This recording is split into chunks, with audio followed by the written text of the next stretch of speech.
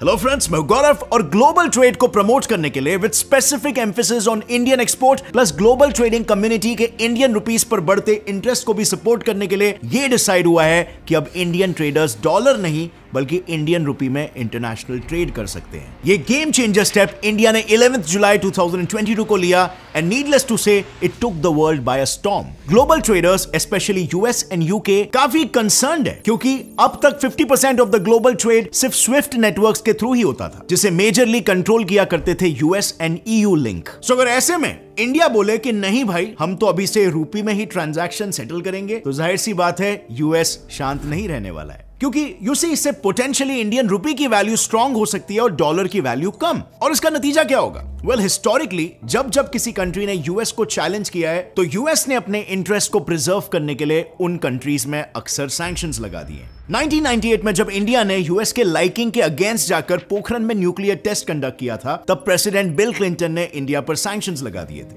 As a result of which US ने India में आने वाले सपोर्ट को पूरी तरीके से बंद कर दिया था। इसके अलावा वर्ल्ड बैंक ने भी इंडिया के लेंडिंग्स पर रोक लगा दी थी and India lost basically a total of $142 million.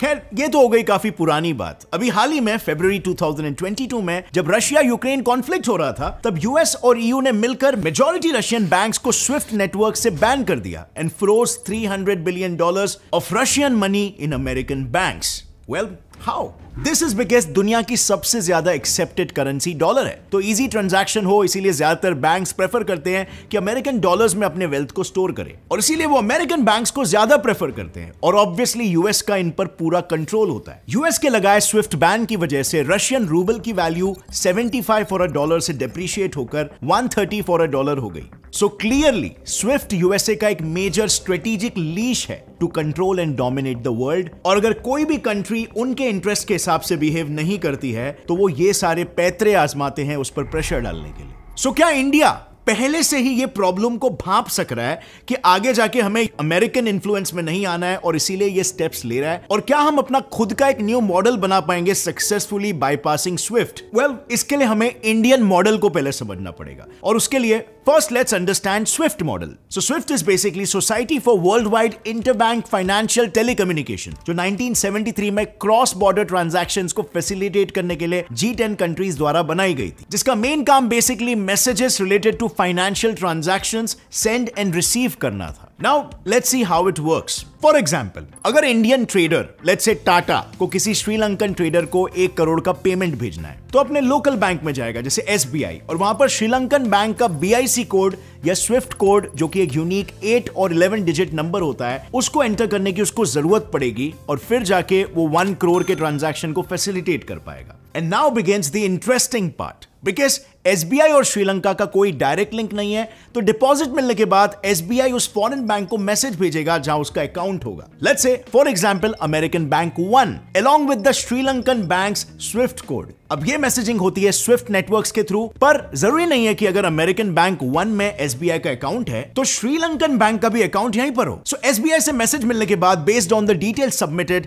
American bank 1 उस अमेरिकन बैंक को पैसे भेजेगा जहां श्रीलंकन लोकल बैंक का अकाउंट है। Let's call this American bank 2, और यहां पर ट्रांजैक्शन डॉलर्स में होगा। सो 1 करोड़ इज इक्वल टू $1,25,916। इतना अमाउंट बैंक 1 से बैंक 2 को ट्रांसफर होगा। On receiving this money, bank 2 जहां पर श्रीलंकन बैंक का अकाउंट है, वो मैसेज भेजेगा अपने कस्टमर यानी श्रीलंकन बैंक को, अगेन विया स्विफ्ट। मैसेज ये होगा कि पैसे रिसीव हो गए हैं एंड ओनली देन श्रीलंका की बैंक डोमेस्टिक करेंसी में उस श्रीलंकन ट्रेडर को पैसे भेजेगी और पेमेंट साइकिल कंप्लीट होगा। सो पेमेंट साइकिल काफी बड़ा और कॉम्प्लिकेटेड लग रहा है, राइट? अब आई नो कि इतनी ट्रेडिंग डील्स के बीच में आपको ऐसा लगता होगा कि काश मैं भी क्रोस की ट्रेडिंग करता। वेल, अब वो टाइम आ गया है, क्योंकि अब मैं आपके लिए लेकर आया हूं एक ऐसा सोर्स ऑफ नॉलेज जिसकी बदौलत आप सीख सकते हो शेयर ट्रेडिंग बिना किसी फीस या सब्सक्रिप्शन के। वेल, जहां पर कई ऐप्स आपको एक्सपर्ट से बात करने के लिए, उनके साथ सेशंस रखने के लिए पैसे लेते हैं, वहीं पर this Telegram group is free of cost. इस चैनल पर आपकी मदद और गाइडेंस के लिए 17+ इयर्स ऑफ एक्सपीरियंस के प्रोफेशनल्स आपके लिए मौजूद है।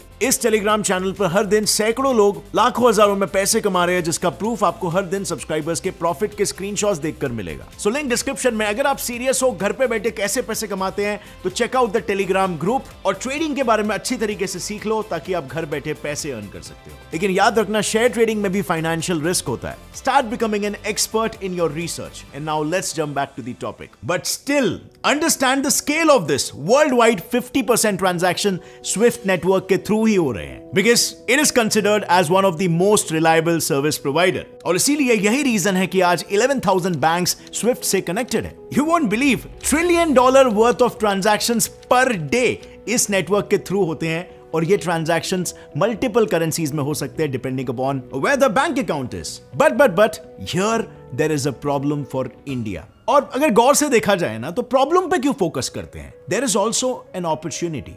देखो, ध्यान से सुनना। द कैच इज कि 40% से भी ज्यादा ट्रांजैक्शंस डॉलर्स में होते हैं। सो ऑफ कोर्स इससे डॉलर करेंसी की सुप्रीमेसी वर्ल्ड मार्केट में बनी रहती है। अब हाँ, ये ओवरनाइट नहीं हुआ है। इनफैक्ट डॉलर से पहले, यानी कि वर्ल्ड वॉर 1 से पहले, ब्रिटिश पाउंड यानी कि स्टर्लिंग पाउंड की वैल्यू बहुत हाई थी और इसे बहुत ही वैल्यूएबल माना जाता था। इतनी कि ऑलमोस्ट सारे कंट्रीज गोल्ड या पाउंड्स में ही ट्रांजैक्शंस किया करते थे। And the result was, during that time 1 pound was equal to $5। लेकिन आज सिचुएशन पूरी पलट चुकी है and the dollar value has taken over the value of pound sterling. Dollar ने ज्यादा ट्रस्ट गेन कर लिया है और ऑलमोस्ट बोल सकते हैं कि एक ऑफिशियल ग्लोबल करेंसी बन चुकी है। पाउंड की वैल्यू अभी भी मे बी थोड़ी ज्यादा होगी, but that difference has hugely been covered. So इसका मतलब आगे चल के पॉसिबिलिटीज है कि इंडिया अगर टैक्टफुली खेले तो अपनी इंडियन रुपीज करेंसी की वैल्यू को भी बहुत ज्यादा बढ़ा सकता है। सो मान के चलते कि अगर इंडिया का गोल है कि इंडियन रुपी की वैल्यू को बढ़ाना है, तो सबसे पहले हमें यह स्टडी करना पड़ेगा कि डॉलर ने आखिर क्या खेल खेला। देखो, वर्ल्ड वॉर 2 आते आते पाउंड की वैल्यू और वर्ल्ड प्लेयर्स के गोल्ड रिजर्व्स गिरने लगे थे। दिस वाज बिकॉज उस वक्त पूरी दुनिया में आर्म्स की डिमांड बढ़ रही थी, जो फुलफिल कर रहा था यूएस।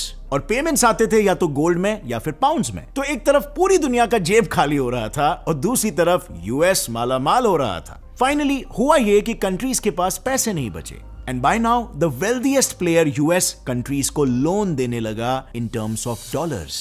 अब इन सारे रीजंस की वजह से डॉलर की ग्लोबल डोमिनेंस बढ़ते जा रही थी एंड फाइनली 1944 में हुए ब्रेटन वुड्स एग्रीमेंट ने डॉलर की बढ़ती इंपॉर्टेंस पर फाइनल स्टैंप लगा दिया। सारे कंट्रीज को यह मैसेज देकर कि अब वर्ल्ड करेंसीज और ट्रेड डॉलर से ही लिंक की जाएगी और गोल्ड से नहीं।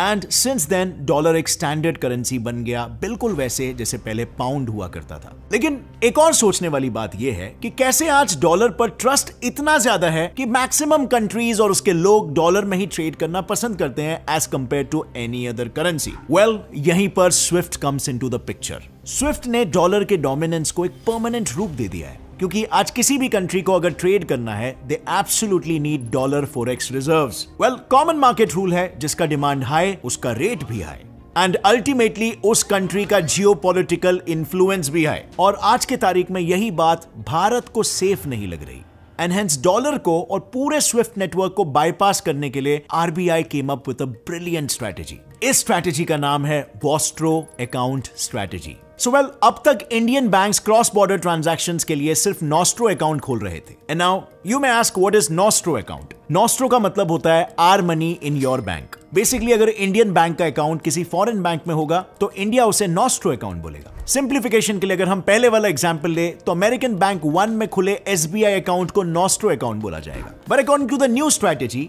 इंडिया अट्रैक्ट करेगा फॉरेन बैंक्स को to come and create your account in Indian banks, and this account will be called Vostro account, meaning your money in our bank. Example के तौर पर अगर अमेरिकन बैंक या Sri Lankan bank आए और किसी Indian bank let's say SBI में अपना अकाउंट खोले तो वो अकाउंट हो जाएगा Vostro account. Now understand how things will change. अब अगर टाटा को किसी श्रीलंकन ट्रेडर को 1 करोड़ का पेमेंट करना होगा तो वो अपने बैंक एसबीआई को 1 करोड़ देगा और एसबीआई डायरेक्टली ये पेमेंट श्रीलंकन बैंक को भेज देगी through Vostro account. Now here the advantage is क्योंकि इससे वो दोनों अमेरिकन बैंक्स ही हट गए तो ये सारा पेमेंट इंडियन रुपी और श्रीलंकन रुपीज में ही होगा। सो उसमें दोनों भी कंट्रीज को डॉलर जमा करने की कोई जरूरत नहीं है। इनफैक्ट श्रीलंका ही नहीं, दुनिया का कोई भी कंट्री इंडिया में वॉस्ट्रो अकाउंट खोलकर डायरेक्टली लोकल करेंसी में ट्रांजैक्शंस कर सकता है। सो बेसिकली इंटरमीडियरी प्ले कर रहा यूएस डॉलर की इस सिस्टम में कोई जगह नहीं है। एंड ऑन द कॉन्ट्ररी, इस सिस्टम के थ्रू जितने ज्यादा कंट्रीज इंडिया से लिंक होंगे उतना ज्यादा बिजनेस इंडियन रुपीज में होगा और ऑटोमेटिकली इंडियन रुपी की डिमांड बढ़ेगी एंड हेंस बढ़ेगा रुपी का वैल्यू भी बिल्कुल वैसे ही जैसे डॉलर्स का बढ़ रहा है। सो बेसिकली इस स्ट्रैटेजी को फॉलो करके इंडिया इवेंचुअली रुपी को इंटरनेशनलाइज करना चाहता है, क्योंकि जितनी ज्यादा कंट्रीज वॉस्ट्रो प्लान के अंडर आएगी उतना ही ज्यादा कन्वर्टेबल इंडियन रुपी बनेगा एंड हेंस रुपी का डिमांड उतना ही ज्यादा बढ़ेगा। Now interestingly, India is not alone in this fight. और भी कंट्रीज है जो स्विफ्ट नेटवर्क को स्किप करना चाहते हैं और अपना खुद का मॉडल खड़ा करना चाहते हैं। इनमें से सबसे पहले आते हैं यूएस के सबसे बड़े एनिमीज रशिया और चाइना। 2014 क्रिमिया वॉर के बाद जब यूएस ने रशियन इकोनॉमी को वीक करने के लिए उस पर सैंक्शंस लगाए तो रशिया ने फाइनली यूएस के चंगुल से छूटने के लिए came up with their SPFS system. But Russian models में काफी ऑपरेशनल लूपहोल्स थे, so China came up with its own model in 2015 called the CIPS system. अब आज की तारीख में रशिया और चाइना का मेजर ट्रेड सीआईपीएस सिस्टम के थ्रू ही होता है और यही रीजन है कि पास्ट में लगे यूएस सैंक्शंस का कोई भी खास असर इनके बायलैटरल ट्रेड पर नहीं पड़ा। इनफैक्ट चाइना रशिया का टॉप मोस्ट एक्सपोर्ट डेस्टिनेशन है। सो बेसिकली यूजिंग सीआईपीएस रशिया या कोई भी कंट्री डायरेक्टली चाइना को पे कर सकता है in their local currency and vice versa, just like India strategy. पर क्वाइट आयरॉनिकली बात यह है, despite USA's hostile relations with China, मतलब at least on the face US China bilateral trade आज के तारीख में भी $755 बिलियन का है। And this is because US अपने लव हेट रिलेशनशिप को इकोनॉमिक प्रॉफिट्स के बीच में कभी नहीं आने देता, पर हाँ दूसरे कंट्रीज के सामने मसल फ्लेक्सिंग बहुत करता है। और इसीलिए अगर इंडिया जो यूएसए के साथ स्लोली रिलेशंस बिल्ड कर रहा है वो भी उनके सिस्टम को स्किप करने लगेगा तो जाहिर सी बात है US would start reacting. Now India के लिए सबसे बड़ा खतरा है CAATSA लॉ, जो यूएस उन कंट्रीज पर लगा सकता है जो रशिया, ईरान और नॉर्थ कोरिया के साथ ट्रेड कर रहे हैं अगेंस्ट अमेरिकन इंटरेस्ट। अब ऑन दी अदर हैंड हो सकता है कि रशिया अपनी इकोनॉमिक जरूरतों को और वेस्ट के साथ कांस्टेंट कॉन्फ्लिक्ट की वजह से विलिंग हो इंडिया में अपने वॉस्ट्रो अकाउंट्स को सेट करने के लिए। बाय एंड लार्ज इस मॉडल के अभी कुछ इमीडिएट कंसर्न जरूर है। मेरे मन में भी कुछ सवाल है जिसे अगर आप चाहो तो आप भी जवाब दे सकते हो। सो हमें क्या क्या बेट्स यूज करने पड़ेंगे या हमें क्या क्या फैसिलिटीज प्रोवाइड करनी पड़ेगी कि कोई भी कंट्री स्विफ्ट नेटवर्क को छोड़कर इंडिया के नेटवर्क में क्यों आना चाहे। इसके अलावा दूसरा सवाल यह है कि सिस्टम में एक्सचेंज रेट कैसे कैलकुलेट होगा। अब जाहिर सी बात है फाइनेंशियल नेटवर्क का ये रिलेशन क्रिएट करने से पहले इंटरनेशनल रिलेशंस जरूर काम में आएंगे। और इसमें इंडिया को क्या स्ट्रैटेजी रखनी चाहिए? क्या इंडिया को अफ्रीकन कंट्रीज जैसे अंडर डेवलप्ड कंट्रीज को पकड़ना चाहिए, उनके साथ अच्छे ट्रेड रिलेशंस बनाने के लिए उन्हें किसी तरीके से कॉन्फिडेंस दिला के या कन्विंस करके कि अपने अकाउंट इंडिया में खोलो, या फिर इंडिया वेस्टर्न पावर्स के दुश्मनों को पकड़ सकती है जैसे कि चाइना या फिर रशिया या फिर और दूसरे कंट्रीज जो कि वेस्ट के डोमिनेंस को नहीं पसंद करते और उनके अकाउंट्स को इंडिया में खुलवा सकती है। आपको क्या लगता है, क्या वीक और स्मॉल कंट्रीज को पकड़ के कॉन्फिडेंस लाना ज्यादा बेटर होगा या फिर हमारे वेस्टर्न पावर के राइवल्स को इन्वाइट करना ज्यादा फायदेमंद होगा? अपने जवाब को नीचे लिखना जो भी आप सोचते हो। And apart from that in general क्या आपको लगता है ये वॉस्ट्रो अकाउंट्स खुलवाना आरबीआई का नेक्स्ट ब्रह्मास्त्र होने वाला है, मोर लाइक वॉस्ट्रो अस्त्र? क्या इससे हमें डेफिनेटली बहुत ज्यादा एडवांटेज मिलेगा या फिर इंप्लीमेंटेशन में बहुत ही दिक्कत आने वाली है and it's not gonna be that possible? What do you guys think? उस पे भी अपनी राय नीचे लिखना। और अगर इस वीडियो से आपको कुछ भी नया सीखने मिला एक लाइक जरूर ठोकना। Gets it fly fact channel को अभी सब्सक्राइब कर लो और बेल नोटिफिकेशन दबाओ ताकि आगे आने वाली हमारी कोई भी वीडियो की अपडेट आप मिस ना कर सको। और ना फ्रेंड्स, जाने से पहले don't forget to join the stock market free tips Telegram channel and use their services freely. Link is in the description. See you next time friends. Till then as always stay curious, keep learning and keep growing. जय हिंद।